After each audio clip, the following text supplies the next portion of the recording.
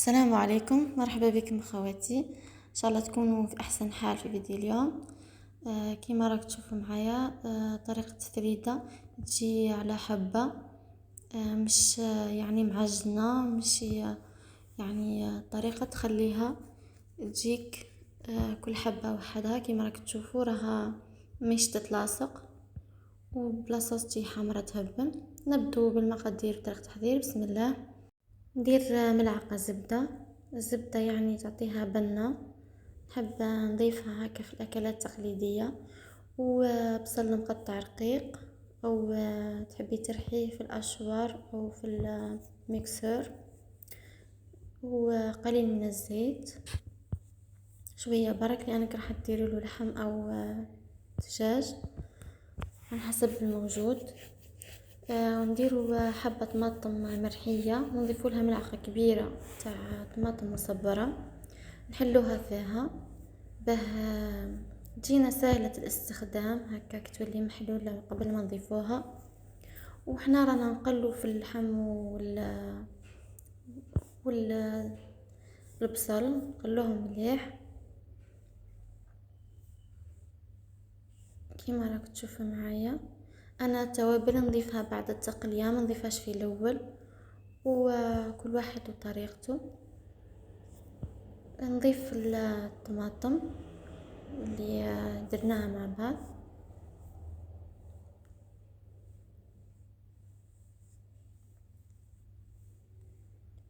ونحاولوا نقلوا مليح كل المقادير مع بعضها.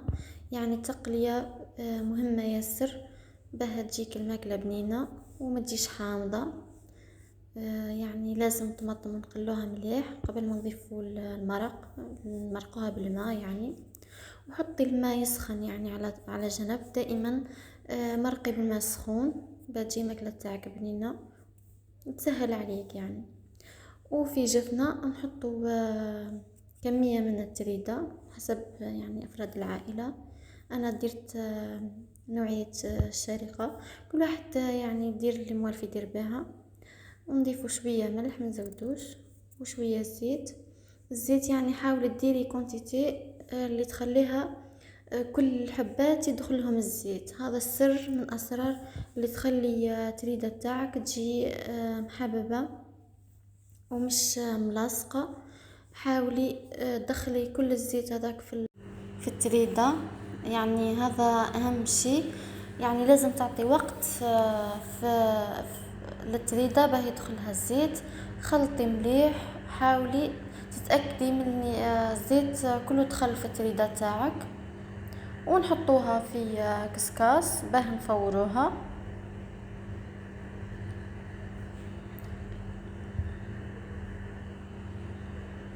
يعني التفويره الاولى ما نديرولهاش الماء، غير الزيت بركه. ومن بعد ان يعني لازم نسقوها كيما راك تشوف معايا. انا لاصوص تاعي راها تجمرت، يعني بدات تدخل في بعضها مليح، تقلت مليح.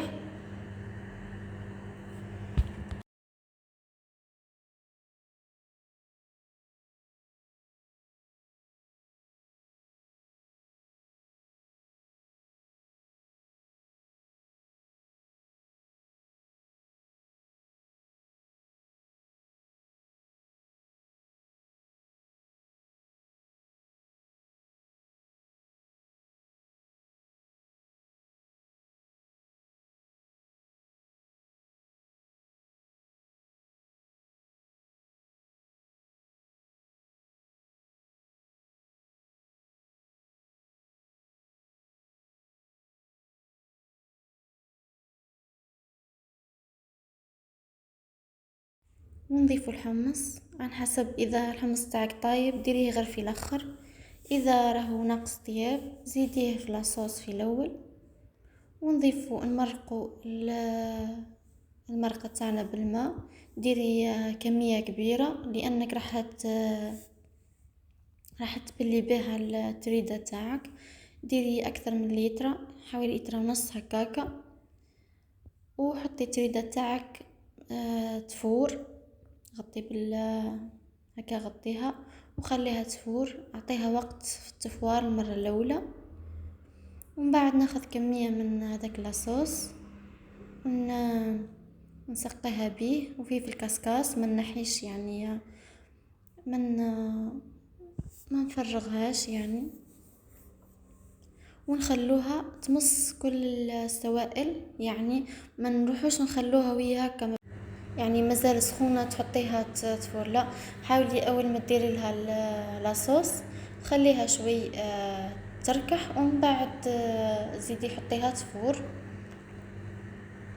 تفويره الاولى يعني الثانيه.